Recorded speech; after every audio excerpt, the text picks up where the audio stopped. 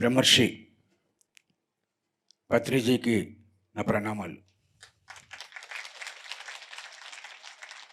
వేదికను అలంకరించిన గంధర్వులకి, ఈనాటి ఈ మహా అద్భుత సంబరాలకి విచ్చేసిన ఈ ఆత్మబంధువులందరికీ నా ప్రణామాలు.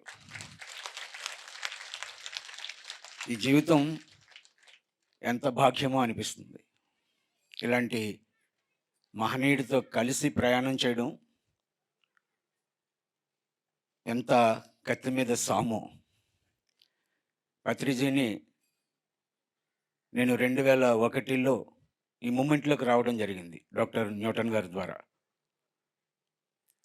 సార్ని అర్థం చేసుకోవాలని చాలా ప్రయత్నం చేశాను. నాది మానసిక శాస్త్రం, నా సబ్జెక్ట్. వారు అన్నారు, ఒకసారి అడిగాను, నేను మిమ్మల్ని ఎలా అర్థం చేసుకోవాలని. ఇది పిచ్చి ప్రశ్న, నన్ను ఎవరు అర్థం చేసుకోలేరు, నిన్ను నువ్వు అర్థం చేసుకో అన్నారు.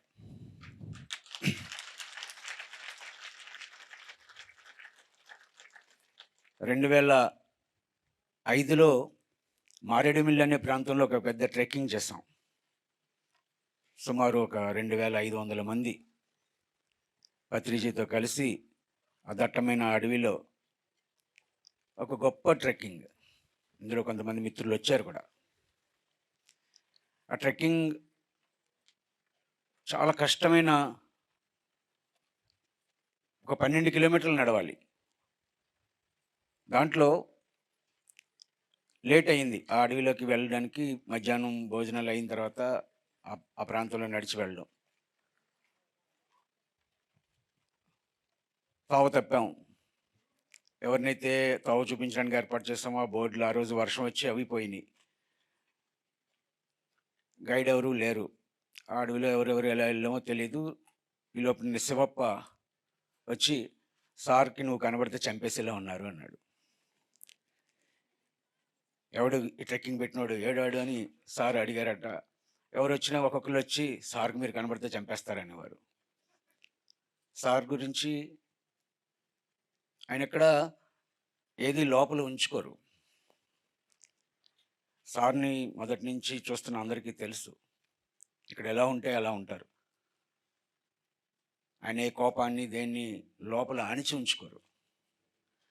నాకు తెలుసు, చూశాను, నాకు అనుభవం కాలేదు, కానీ సార్ని చూసిన తర్వాత అమ్మో ఈయనకి ఇప్పుడు కనిపిస్తే కష్టమే అని మొత్తం మీద అందరికంటే లాస్ట్ వచ్చారు. 11:30 సమయానికి సార్ ఆ ట్రెక్కింగ్ మేము నైట్ స్టే చేసే ప్లేస్కి. మనసులో చాలా గిల్ట్గా ఉంది, ఇంత కష్టపెట్టాం, గురువుగారిని సరిగా చూసుకోలేదు, వారిని అంత దూరం నడిపించాం. 12 కిలోమీటర్లు.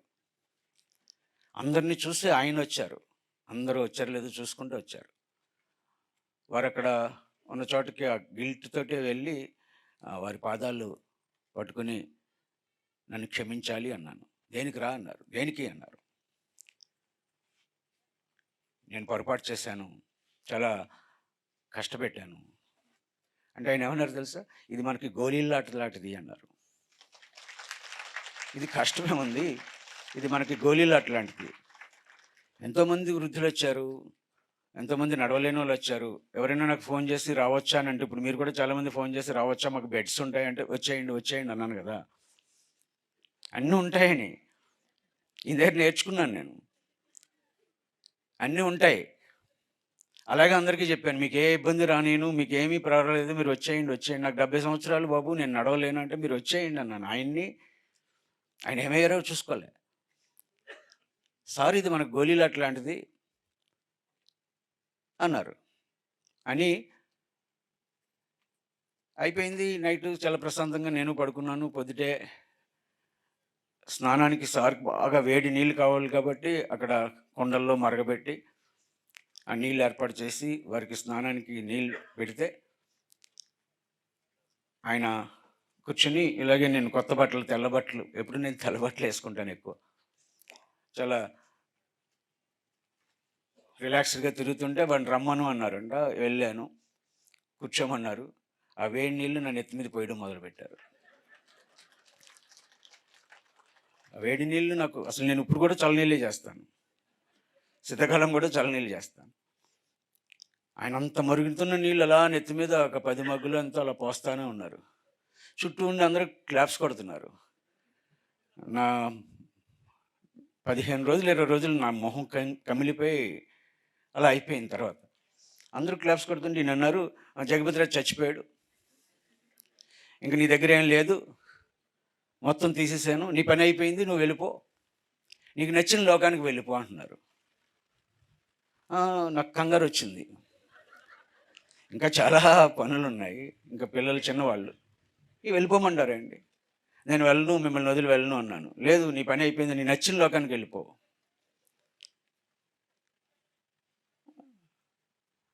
ఆ రోజు చచ్చిపోయాడని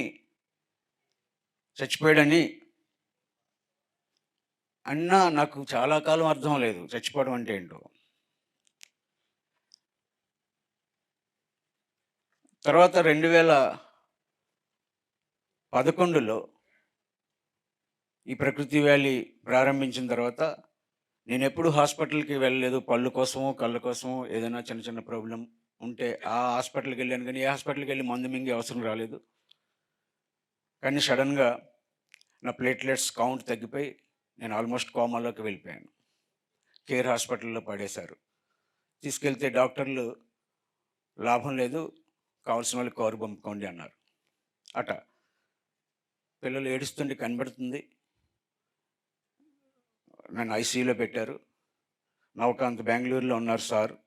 నవకాంత్ అక్కడ నుండి సార్ దగ్గరికి వెళ్ళి జగపతిరాజు లాభం లేదట అన్నారు. అంటే సార్ అవతల పో అన్నారట వాడిని, నవకాంత్ని. అని మళ్ళీ రమ్మని ఫోన్ ఇయ్యి, మీరు వెళ్ళి మీ పని చూసుకోండి, జగపతిరాజుకి ఏం కాదు అని ఫోన్ ఇమ్మని నాకు హాస్పిటల్కి ఫోన్ మాట్లాడించారు. వాళ్ళు ఎలా చేయరు, మొత్తం మీద ఇచ్చారు. నేను మాట్లాడలేను, ఇవన్నీ పీక్కుంటుంటే డాక్టర్ ఇంక తప్పక నాకు ఇచ్చారు. చెవి దగ్గర పెట్టుకుంటే సార్ మాట వినిపిస్తుంది. ఇది డాక్టర్ల సబ్జెక్ట్ కాదు నాయనా, వాళ్ళ పని వాళ్ళు చేసుకొని నీకేమీ కాదు అన్నారు.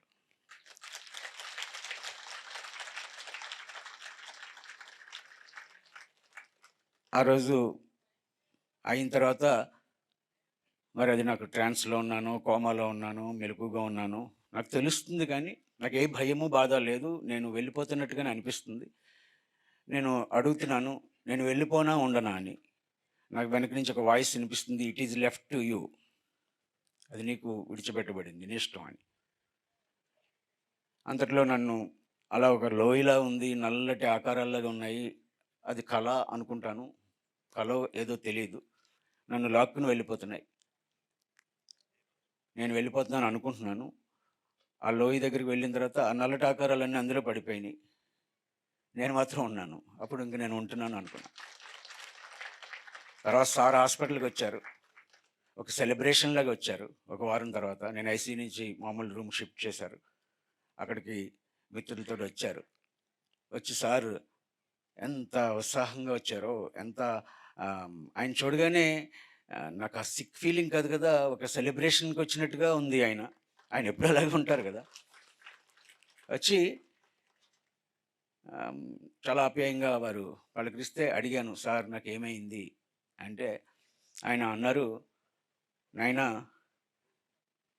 నాకు ఇలా జరిగింది, నెగిటివ్ ఫోర్సెస్ అటాక్ ఉంటుంది, నువ్వు మామూలు విషయం చేయలేదు, నువ్వు ఒక పెద్ద శాకాహార ర్యాలీ 40 రోజులు చేసాం, ఆ ఫోర్సెస్ అటాక్ ఉంది. ఈ ప్రకృతి వ్యాలీ ఒక పెద్ద అద్భుతాన్ని సృష్టించడం కోసం ప్రారంభించాం. ఈ ఫోర్సెస్ అటాక్ ఉంటుంది, అది జరిగింది నీకు అని. 2, ఈ బాడీతో ఉండగా నువ్వు మాంసం తిన్నావు, దానికోసం నువ్వు సఫర్ అయ్యావు. 3, వేరే మాస్టర్స్ వాకిన్ అయ్యారు అన్నారు. జగపతిరాజు చచ్చిపోయి ఎవరు వచ్చారు.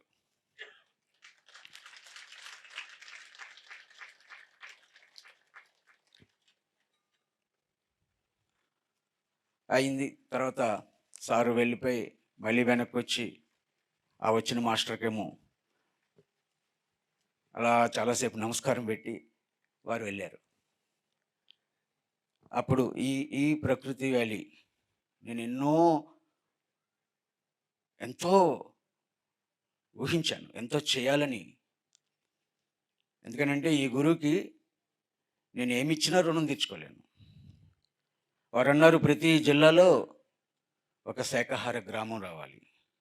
మేము మొదట మా జిల్లాలో, తూర్పుగోదావరి జిల్లాలో ధ్యాన జగతి పరిశుద్ధ శాకాహార ధ్యాన గ్రామాన్ని ప్రారంభించాం మా గ్రామంలో. త్రిమూర్తులు గారు దాన్ని అధినేత. అప్పుడు ఈ ఈ ప్లేస్ గురించి వస్తే, సార్ నువ్వెళ్ళి చూడు అన్నారు. అని ఇక్కడ అన్ని పిరమిడ్స్ కావాలి అన్నారు. నాకు 2000 పిరమిడ్లు కావాలి అన్నారు. అది చేయాలనే సంకల్పంతో ఒక 136 ఎకరాలు తీసుకోవాలని, దానికి కావాల్సిన ఏదో ఏర్పాట్లు చేసుకొని ఎన్నో వచ్చినాయి. ఆ ఛాలెంజెస్‌ని ఎదుర్కొంటా వెళ్తా ఉన్నాం. నేను సరిపోనని ఎన్నోసార్లు అనిపించింది. నా శక్తి సరిపోవటం లేదు అని అంటే, ఆయన ఒకే మాట అనేవారు, "నువ్వు అక్కడ ఉండు అని. నువ్వు ఉండు" అని. మొన్న కూడా జూన్ నెలలో సార్ ఇలా అవుతుందని ఏదో చెప్తే, "నువ్వు అక్కడ ఉంటే ప్రపంచం ఎక్కడికి వస్తుంది నాయనా" అన్నారు. నిన్న కూడా వచ్చినప్పుడు, "నువ్వు అక్కడ ఉంటే చాలు నాయనా" అని. నేను ఇక్కడే ఉంటున్నా. ఇదంతా నేను ఎందుకు మాట్లాడుతున్నాను అంటే, ఈయన దగ్గర అన్నీ ప్రాక్టికల్‌గానే ఉంటాయి. బోధలు ఉండవు. బాధలు డెఫినెట్‌గా ఉంటాయి. ఈయన్ని దగ్గర నుంచి వెళ్ళిపోయాను నేను 2007లో అలిగి, కోపగించుకొని ఇదేమి గురువు అని. హింస ఉండకూడదంటారు, మనుషుల్ని కొడుతున్నారు.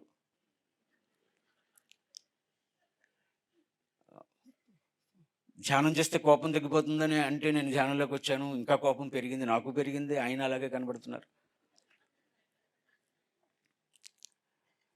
ఇంకా ఎన్నో అనుభవాలు, అనుమానాలు, అపోహలు, అవగాహన కాని విషయాలు ఎన్నో ఉన్నాయి. నా మైండ్‌లో గురువు అంటే ఎలా ఉండాలనుకున్నానో దానికి పూర్తి విరుద్ధంగా చాలా ఉన్నాయి. అవన్నిటిని చూసి అలిగి వెళ్ళిపోయాను. 2007లో నాకు ఇంకో మిత్రుడున్నారు. ఒక సీనియర్ మాస్టర్. ఈ ఈ సొసైటీలో నాకు అత్యంత ఇష్టమైన మాస్టర్. వారి దగ్గరికి ఆ విషయాన్ని తెలియచేయడం ఇష్టం లేకపోయినా ఇంకొకరి ద్వారా తెలిస్తే ఆయన నన్ను పిలిచి అడిగి, "ఇది రైట్ ప్లాట్‌ఫార్మ్ కాదు రాజు గారు. మనిద్దరం కలిసి ఒక దుకాణం ప్రారంభిద్దాం" అన్నారు. వేరేది. ఇది కరెక్ట్ కాదు. మనమేమి ఎన్‌లైటెన్డ్ మాస్టర్సం కాదు. ఎన్‌లైటెన్ అవుదామని వచ్చాం. ఒక వ్యక్తిని ఆరాధించడానికి రాలేదు. ఆయన చెప్పిన సబ్జెక్ట్ మంచిది. ఆ సబ్జెక్ట్‌ని ఎందుకు వదలాలి? ఒకవేళ ఆయన కరెక్టో కాదో అది పక్కన పెడదాం. నేనేమి ఆరాధించడానికి రాలేదు ఈ వ్యక్తిని. ఆయన చెప్పిన విషయాల్లో ఉన్న సత్యాన్ని తెలుసుకోవడం కోసం, లేకపోతే నన్ను నేను తెలుసుకోవడం కోసం వచ్చాను కాబట్టి ఈ ప్రయాణం చేద్దాం. కానీ ఆయన మాత్రం గురువో కాదో ఇంకా ఆయన గురించి వదిలేద్దామని మా ఇంట్లో ఆయన పుస్తకాలున్నాయి. ఆయన ఫోటోలు, నేను ఆయన తీసుకున్న ఫోటోలు కూడా పక్కన పడేసాం. మా పాప, 2 పాపలు రోజు 3 గంటలు ధ్యానం చేస్తది. మా పెద్దమ్మాయి. తనకి స్టార్ ఫ్లూట్ ఆ పాటలు వింటానే ధ్యానం చేయడం అలవాటు. ఆ క్యాసెట్లు తీసి పడేశాను. ఒకరోజు అంది హైదరాబాద్ వెళ్ళిపోయాం మేము. మా ఊర్లో ఉన్నప్పుడు భద్రిజీ ప్రతి నెల మా ఇంటికి వచ్చేవారు. ప్రతి నెల నేను ఎప్పుడు అడిగినా సార్ నాకు తూర్పుగోదావరి జిల్లాలో ఎక్కడ కార్యక్రమం కావాలని అడిగినా 2003, 4 ఆ ప్రాంతాల్లో ఎప్పుడూ ఆయన మాకు డేట్ ఇచ్చేవారు. నేను అడిగితే ఓకే అని చెప్పేవారు. అలాంటి గురువుని ఒక 7, 8 నెలలు నేను నా పిల్లలకి చూపించలేదు. నేను వెళ్ళలేదు. కానీ ఓ రోజు మా పాప అంది, "మన ఊర్లో ఉన్నప్పుడే అస్తమానం సార్‌ని చూసేవాళ్ళం. నేను సార్ దగ్గరికి వెళ్ళడం లేదు." నేనేం చెప్పలేదు. నా వైఫ్‌కి కానీ, నా పిల్లలకి కానీ నాకున్న అనుమానాలని చెప్పలేదు. వాళ్ళకి అర్థం కాలేదు. ఎందుకు నేను దూరంగా ఉన్నానో. అలా అందని పాప మళ్ళీ ధ్యానం చేయాలి, సరిగ్గా చేయడం లేదని, సరే అని అక్కడ హైదరాబాద్‌లో ఒక చోట అవుతుంటే ప్రోగ్రామ్ అక్కడికి తీసుకెళ్ళాను. గురువుగారికి నేను కనపడకంటే ఎక్కడో కూర్చొని ఇంకా ఊగిసలాట ఉంది. కానీ లోపలెక్కడో ఒక స్టేట్మెంట్ చదివాను. జీవిత సత్యాల్లో ఓషో చెప్తారు, "నీకు ఎక్కడైనా ఏదైనా లోపం కనబడుతుందంటే నీకు సరిగ్గా అర్థం కాలేదని అర్థం చేసుకో" అని. ఆ ఒక్క మాట నాకు సరిగ్గా అర్థం కాలేదేమో! ఎంచేతంటే ఇంతకుముందు కూడా అడిగాను నేను అర్థం చేసుకోలేను కాబట్టి. నాకు లోపం కనబడుతుందంటే నాకు సరిగ్గా అర్థం కాలేదని అర్థం చేసుకోవాలి గానీ, నాకు కనబడిందే కరెక్ట్ అని నేను అనుకోవడానికి లేదు. అలాగే ఈయన గురించి నేను అనుకునేది కూడా ఎలా కరెక్టు? ఒకవేళ ఎవరైతే మేము కలిసి ఒక గ్రూప్‌గా బయటికి వెళ్ళిపోయామో వాళ్ళందరితో కూడా నేను అనేవాడిని 95% తప్పులున్నా, లోపాలున్నా ఒక్క పర్సెంట్ చాలు కదా మనకి ఈ సొసైటీలో తెలుసుకున్నది. దానికోసమని ఈ సొసైటీలో మనం ఉండాలి అని కన్విన్స్ చేయడానికి ప్రయత్నం చేసేవాడిని. వాళ్ళు చాలామంది మళ్ళీ వెనక్కి నువ్వు అందులో యాక్టివ్‌గా ఉండడాన్ని ఇష్టపడను అని నాకు చెప్తున్నా. నా లోపల మాత్రం అలా అనిపించేది. ఆ టైంలో ఆ మీటింగ్‌కి వెళ్ళినప్పుడు ఎక్కడో వెనక కూర్చున్నాను ఊగిసలాడుతూ. సార్‌కి కనబడిస్తే పిలుస్తారని. కానీ మా పాపను చూసి గబగబా దగ్గరికి వెళ్ళి, నా మామూలు ఇయ్యి అన్నారు. అది వాళ్ళు ఇంతప్పటి నుంచి ఆయనకి పరిచయం. పిల్లలకి ఆయనతో పరిచయం. ముద్దు పెట్టుకున్నారు. అయిన తర్వాత చూస్తున్నారు. ఆయన అడగరు మీ నాన్న ఏడి లేతే ఇంకోటి ఏంటి అని ఎప్పుడు అడగరు. చూస్తున్నారు అలా. నా వైఫ్ అంటుంది, "సార్ చూస్తున్నారు వెళ్ళండి" అని. గబగబా లేచి నుంచున్నాను. ఆయన గబగబా వచ్చి గట్టిగా కావలించుకున్నారు. ఇంక నాకు లోపల నుంచి ఏడుపొచ్చేసింది. ఎన్ని సంవత్సరాలు ఇంక ఈ జీవితం అంతా ఈయనతో కలిసి ప్రయాణం చేయాలనుకున్న మనిషిని వదిలి వెళ్ళిపోయి మళ్ళీ ఆయన అంత ఆప్యాయంగా ఆలింగనం చేసుకుంటే ఇంక నాకు కంటిన్యూ రాగలేదు. అప్పుడు ఇలా పెట్టి, "బతికున్నావా? చచ్చిపోయావా? ఏమైపోయావు?" అన్నారు. ఏమో ఏదో అంటున్నా. ఏడిస్తే ఇష్టం లేదు ఆయనకి. కంటిన్యూ చూడడం ఆయన ఎప్పుడూ ఇష్టపడరు. అయినా నాకు అది ఏడుపే అని నా చెయ్యి పట్టుకుని, "నీ మనసులో ఏదో ఉంది కదా అడుగు" అన్నారు. ఏం అడుగుతాను అందరిలో? నా మనసులో చాలా చెత్తుంది. చాలా డౌట్స్ ఉన్నాయి. మీలో చాలామందికున్న డౌట్స్ నాకు అప్పట్లో బోలెడున్నాయి. ఆయన అడగమంటే ఇక్కడ కాదు, ఇప్పుడు కాదు, ఇంకోసారి అడుగుతానన్నాను. ఇంకో సమయంలో ఆయన్ని అడిగాను. "మీరు తిట్టినా, కొట్టినా మీ నుంచి నేను వెళ్ళిపోతాను. కానీ మీరు అడగమన్నారు కాబట్టి అడుగుతానని" నా సందేహాలు తీర్చుకున్నాను. ఆయన ఒకే మాట చెప్పారు. "నాయనా ఎన్‌లైటన్‌మెంట్ అంటే ఏంటో తెలుసా?" ఫస్ట్ నేను ఏవో అడిగాను. అడిగితే ఆయన ఏమన్నారో తెలుసా? "నాయనా ఈ భూమి మీద నేను మోస్ట్ సీనియర్ ఎన్‌లైటెన్డ్ మాస్టర్‌ని. 3 జన్మల క్రితమే నాకు సత్యం తెలిసింది. సత్యం తెలిసిన తర్వాత సత్యంలో జీవించడమే" అని అసలు ఎన్‌లైటన్‌మెంట్ అంటే ఏంటో తెలుసా అంటారు. అంటే నా దృష్టిలో నాకున్న అవగాహనతో ఎన్‌లైటన్‌మెంట్ అంటే అనేదో అంతే కాదు. ఎన్‌లైటన్‌మెంట్ అంటే ఏంటో తెలుసా? ఇక్కడ ఏముంటే అలా జీవించడమే ఎన్‌లైటన్‌మెంట్. ఇక్కడేముంటే అలా ఉండాలా? ఇక్కడేమనిపిస్తే అలా చేయాలా? నాకెంత ఎన్నాళ్ళో అర్థం కాలే. ఇప్పటికీ అర్థమైందని అనుకుంటున్నాను. అయితే ఒక మాట అన్నారు. నా నుంచి నేనేమి కోరుకోను. నాకేమీ కోరికలుండవు. నా నుంచి ఎవరు దూరం కాకూడదు.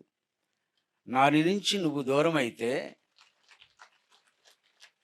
నీ లక్ష్యానికి నువ్వు దూరం అవుతావు. ఎంచేతంటే నేనే నీ లక్ష్యాన్ని.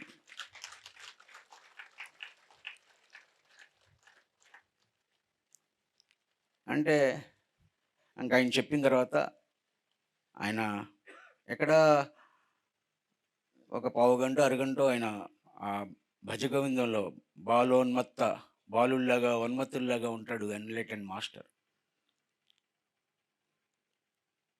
ఆయన్నెవరు అర్థం చేసుకోవడం కష్టం. కష్టం కాదు అసలు ఇంపాసిబుల్. ఏ గురువుని నిజమైన గురువుని మనం చేరడం ఎన్నో జన్మల సుకృతం ఉంటే చేరతాం. చేరిన తర్వాత కూడా వాళ్ళని అర్థం చేసుకోవడం అనేది అప్పుడున్న తరానికి చాలా కష్టం.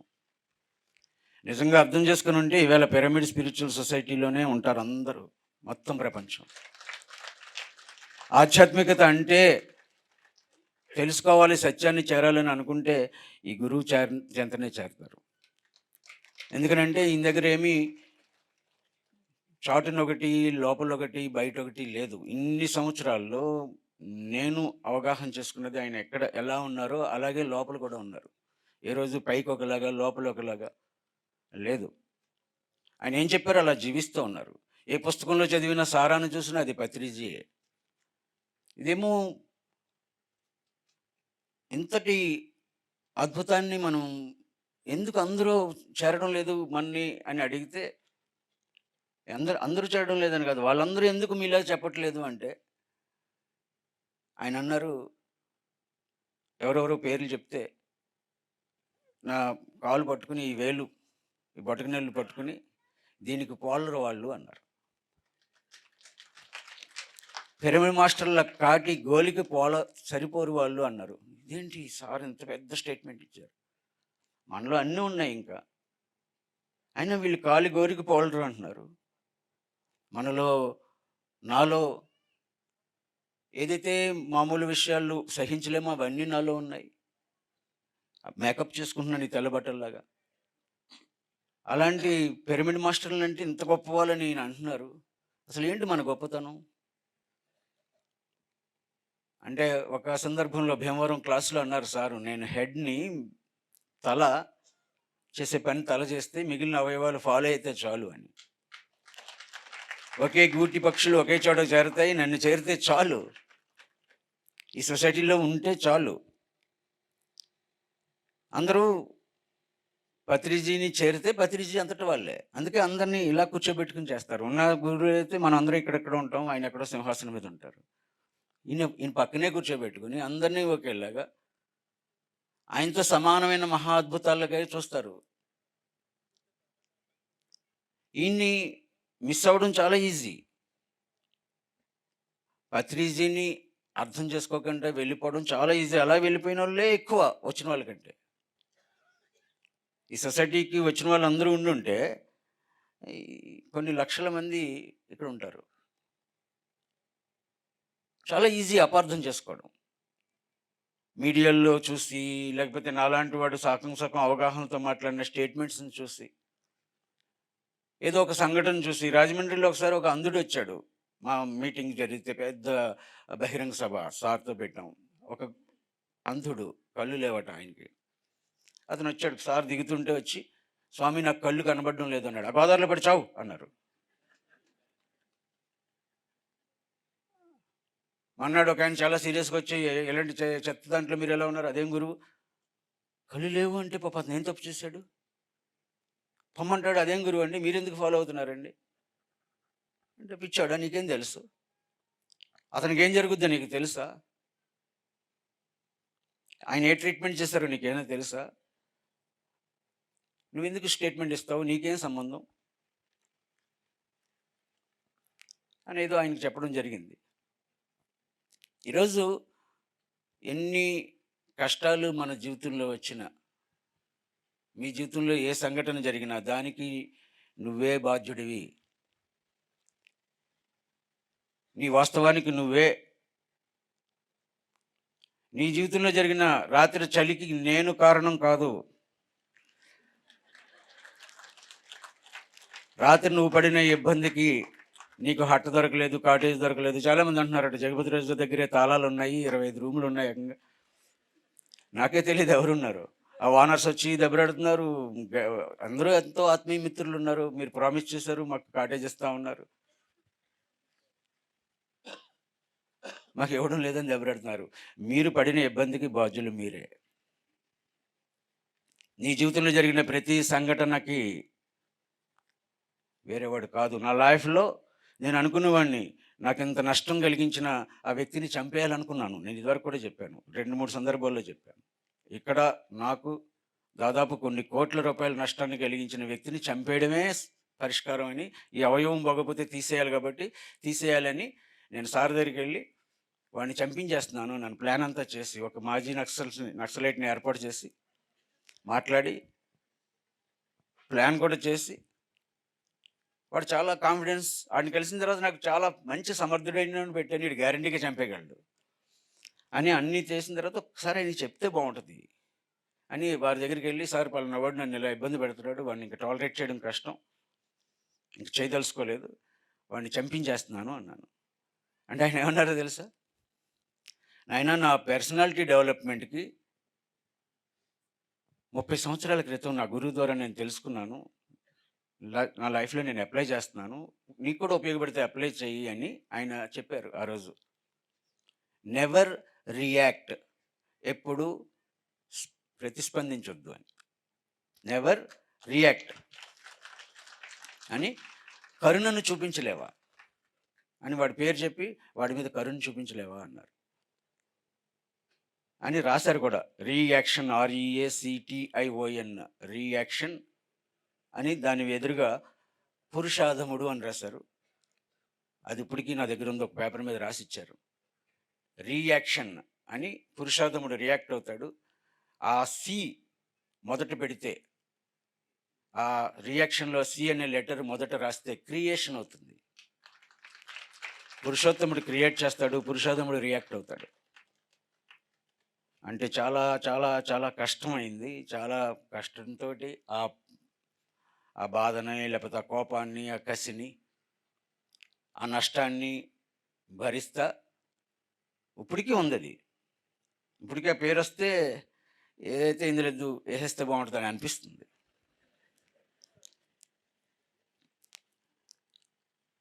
అయింది. అయితే అప్పుడు కూడా నాకు గుర్తొస్తుంది ఏంటంటే, నా లైఫ్‌లో జరిగిన ప్రతి కష్టానికి, ప్రతి నష్టానికి నేనే బాధ్యుడిని. నా వాస్తవాన్ని నేనే సృష్టించుకుంటున్నాను. ఆయనకి సంబంధం లేదు, నీకు సంబంధం లేదు, నాకు సంబంధం లేదు. ఇక్కడ ఇల్లు కట్టుకున్న వాడికి ఇల్లు ఇవ్వలేదని తిడుతున్నాడు. నీ వాస్తవాన్ని నువ్వే సృష్టించుకున్నావు. భీమవరం తటవర్రావు గారు అన్నారు, ఎవడో పిచ్చోడు తెలియక అంటున్నాడు, ఎంత కర్మ పోద్దో ఇక్కడ ఇల్లు కొనుక్కోవాలనుకుని కట్టినాడు. కానీ నేనే దాన్ని మభ్యపెట్టడానికి అనలే. నేను ఏ మాట అయితే ఇచ్చానో అది తీర్చే వరకు ఈ దేహాన్ని విడిచిపెట్టను. ఇంకో మాట చెప్తున్నా ఈరోజు ఇదే వేదిక మించి. పత్రిజీ వచ్చి ఈ ప్లేస్ గురించి చెప్తా, నేను ఎక్కడో చికాగోలో చేయాలనుకుంటున్నాను, అది ఇక్కడే అవుతుంది, ఇంటర్నేషనల్ హెడ్ క్వార్టర్ ప్రకృతి వ్యాలీ అవుతుంది, నా రిటైర్మెంట్ ఇక్కడే అని చెప్తా. ఇక్కడ 500x500 పిరమిడ్ కావాలన్నారు. 500x500 పిరమిడ్ వస్తుంది అన్నారు. ఒక సద్గురువు నోటి నుంచి 500x500 పిరమిడ్ అంటే ఇంకా నో వికల్పం. 500x500 పిరమిడ్ కట్టే వరకు జగపతిరాజు దేహాన్ని విడిచిపెట్టడు. మీ అందరినీ మభ్యపెడతాను, మోసం చేస్తాను, మీతో కట్టించుకుంటాను, నేనేదో చేస్తాను, నేనే తినేస్తాను, కానీ 500x500 పిరమిడ్ని ఇక్కడ కట్టి తీరతాను. అప్పటి వరకు ఈ దేహాన్ని విడిచిపెట్టను, ఎన్ని కష్టాలు వచ్చినా. నా గురువు నోటి నుంచి వచ్చిన మాట వృధా కాదని నాకు తెలుసు. ఆ శక్తి ఏంటో నాకు తెలుసు. అదే జరుగు తీరుతుంది. దానికోసం దేనికైనా సిద్ధం. నాకు రోజు రోజుకి నా మీద నాకు కాన్ఫిడెన్స్ పెరుగుతుంది. ఈ 12 నెలలు ఈ ప్రకృతి వ్యాలీ, ప్రకృతి మాత నాకు అనుక్షణం ఎన్నో పాఠాలు నేర్పింది. వంట చేయడం నేర్పింది.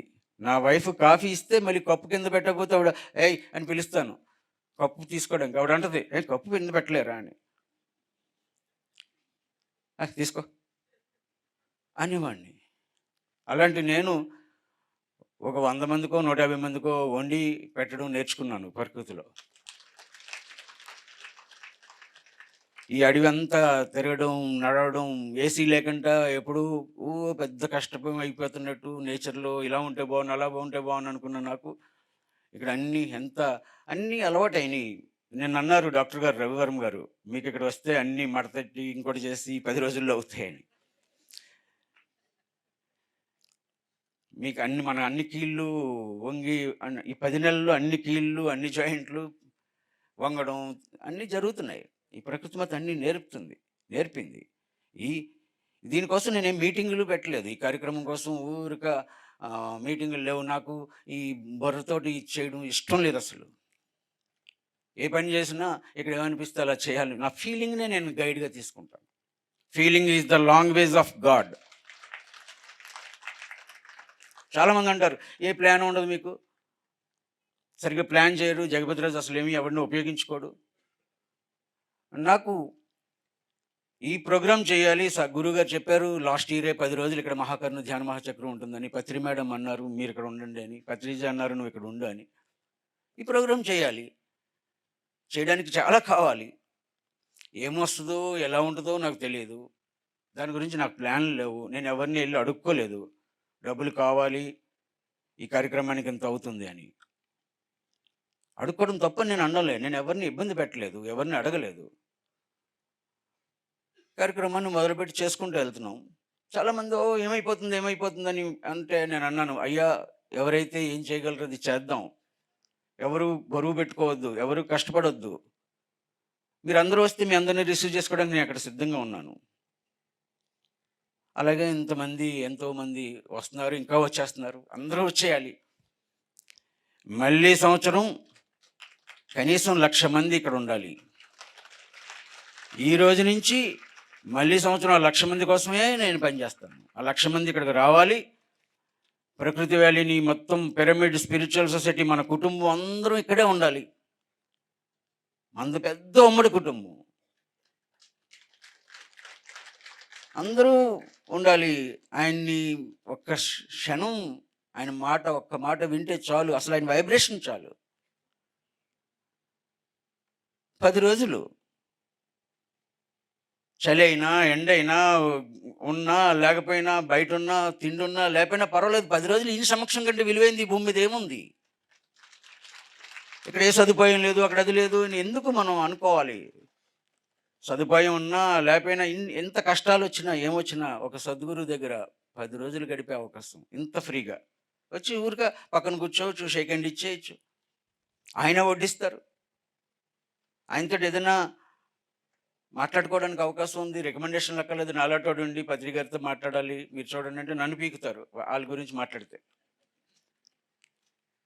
నా వైఫ్ బోల్సార్లు అంది, పలానా సమస్య ఉంది కదా గురువు గారితో చెప్పండి, పలానాది చెప్పండి అని. ఆయనతో చెప్తే రెండు పీకుతారు. ఏ రోజు ఆయన దగ్గరికి వెళ్ళి నాకున్న వ్యక్తిగత సమస్యలు ఏ రోజు మాట్లాడడం, ఆయన దగ్గర వ్యక్తిగత సమస్యలు కదా, ఆధ్యాత్మిక విషయాలు ఉంటే వాటి గురించి తెలుసుకోవడానికి వెళ్ళాలి. ఇంతటి అవకాశం మనకుంది. ఏ రుసుము లేదు ఆయన దగ్గరికి వచ్చి మాట్లాడడానికి. అందుకనే మీ అందరికీ నా విజ్ఞప్తి, ఎవరు బ్యాగులు సర్దుకుని వెళ్ళిపోవద్దు. ఇవాళ ఇంకా ఎక్కువ వస్తున్నారు. ఇంకా 5 బస్సులు వస్తున్నాయి. ఒక 15,000-2,000 మంది వస్తారు. ఇంకా టైట్ ఉంటుంది మనకి. కానీ అడవి చాలా పెద్దది. అందరినీ ఎంతమంది వచ్చినా తన ఒడిలోకి తీసుకుని ప్రకృతి మాత సేద తీరుస్తుంది. రవివర్మ చెప్పినట్టుగా ఇన్ని రోజుల్లో పాములు నేను ఎన్నోసార్లు 1-2 సార్లు నా దగ్గరికి కూడా వచ్చేళ్ళినాయి. ఏ రోజు కుట్టేలేదు, ఏ రోజు అవేమీ చేయలేదు. మిమ్మల్ని కూడా ఏమీ చెయ్యవు. ఒకవేళ చేస్తే మీ అంత అదృష్టవంతులు లేరు.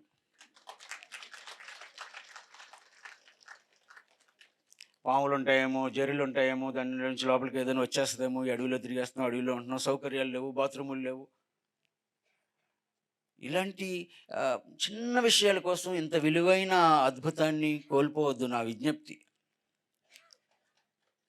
ఇవి చాలా చిన్న విషయాలు, అదేదో పెద్ద విషయం అనుకోకండి. 10 రోజులు మీరు ఇక్కడికి ఎందుకు వచ్చారో, ఎలా వచ్చారో, మభ్య పెడితే వచ్చారో. నా మాటలు విజయవాడలో ఈయన వచ్చేసామండి, మీరేంటి అన్నీ ఉన్నాయన్నారు, ఇక్కడ ఏం లేవు అంటున్నారు.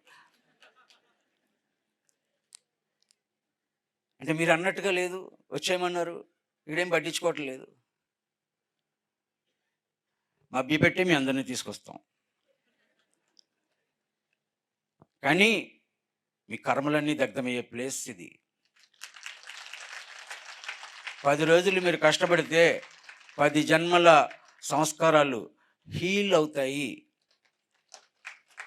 ఇంకా ఏమైనా మిగిలితే ఈ జగపతిరాజు తీసుకుంటాడు మీ కర్మలు. ఒకవేళ తీసుకుని ఆయన తిడతారు, ఎవరు తీసుకుంటాడని. ఒకవేళ మీ కష్టానికి నేనే బాధ్యునని తిట్టుకున్నా తప్పులేదు. తీసుకోవడం అంటే అదే. మీరు నేనే బాధ్యునని అనుకుని తిట్టుకుని అయినా మీరు ఉండండి దయచేసి. 11వ తారీఖు వరకు మీ మిత్రులందరినీ రమ్మనండి, ఫోన్లు చేసి. ఇక్కడ లేవు అని ఫోన్ చేయకండి, వచ్చేమని నాలాగే చెప్పండి. చాలా బాగుంది, అందరూ వచ్చేయాలి. పిరమిడ్ మాస్టర్ ప్రతి వాళ్ళు ఈ గురువు గారు ఇక్కడ ఉండగా 10 రోజులు రావాలి. ఒక విలువైన అద్భుతం జరగబోతోంది, జరుగుద్ది. అందుకోసం రండి, ప్రకృతి మాత ఆశీస్సులు తీసుకోండి. అది నా విజ్ఞప్తి. ఇంకా చాలా సమయం ఉంది, ఇంకా చాలా మాట్లాడుకుంటాం. చూడండి ఎంత ఫ్రీడము, ఏం మాట్లాడినా ఏమనరు. ఒకసారి ఏం చేస్తారు తెలుసా, కాకినాడలో నేను ఇంటి దగ్గర కూడా షర్ట్ ఇప్పును. బేర్ బాడీతో ఎవరైనా కనబడితే నాకు కోపం. అంటే బనీన్లు, షర్ట్‌లు లేకుండా అలా తిరుగుతుంటే చిన్నప్పటి నుంచి నాకు ఒక ఇది హే! ఎలా అబ్రాస్‌లాగా ఎలా తిరుగుతున్నాడో అనుకునేవాడిని. ఒకసారి కాకినాడలో ఒక పబ్లిక్ మీటింగ్ అవుతుంది. ఆయన దేహం అంటే బట్ట అంట అని ఏదో పాట పాడుతా ఏదో చెప్తా నా వైపు చూసి ఈ బట్ట పోతే ఏమైనా అవుద్దా మళ్ళీ కొత్త షర్ట్ వస్తది అని అన్నారు. ఆ సూర్యకళా మందిర్‌లో పెద్ద ఆడిటోరియంలో షర్ట్ తీయించేశారు. అందరూ చప్పట్లు కొడతారు ఇలాగే.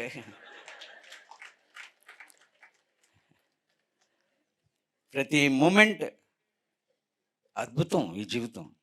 ప్రతి కష్టం అద్భుతం.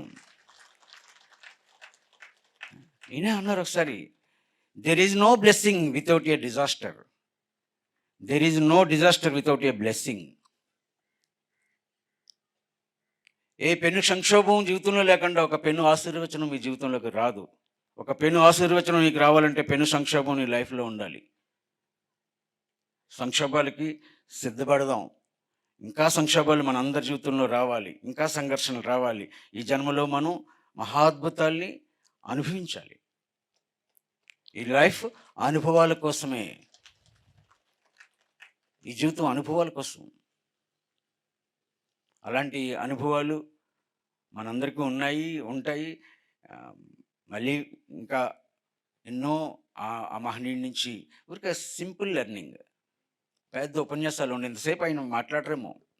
నేను అనుకుంటాను నేను 11 డేస్ పెట్టాను మదనపల్లిలో పేరెంట్స్‌కి, స్టూడెంట్స్‌కి ఒక ప్రోగ్రామ్.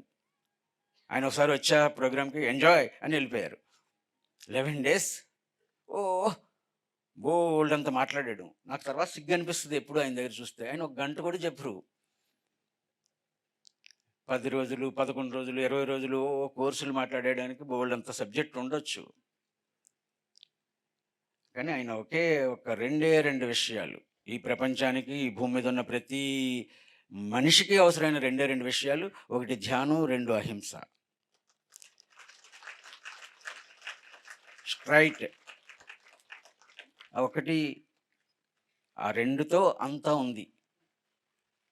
అందుకని ఒక మహాద్భుతమైన ఈ మహనీయుడు సన్నిధిలో గడిపే అవకాశం మనకి ఇచ్చినందుకు ఆయనకి వేల వేల ప్రణామాలు అర్పించుకుంటూ మనందరం కలిసి అన్ని కష్టాలు అనుభవిద్దాం. ఏ సుఖము ఉంటుందని అనుకోకుండా కష్టాలు అనుభవిస్తే ఈ 10 రోజులు తర్వాత మీ ఇంటికి వెళ్ళిన తర్వాత ఎంత సుఖంగానూ ఉండొచ్చని మీ అందరినీ వేడుకుంటా అందరం కూడా ఈవేళ కాటేజీలో ఉన్న నాతో సహా నేను కూడా గుడిసెలోకి వెళ్తాను, ఆ పాకలోకి వెళ్తాను.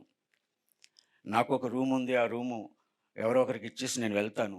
అందరం ఈవేళ రాత్రి పూర్తిగా అడవిలోకి వెళ్ళిపోదామని మీ అందరికీ విజ్ఞప్తి చేస్తా. రూమ్ ఇస్తాను అంటే దయచేసి వద్దని అనాలని మీ అందరినీ కోరుకుంటా.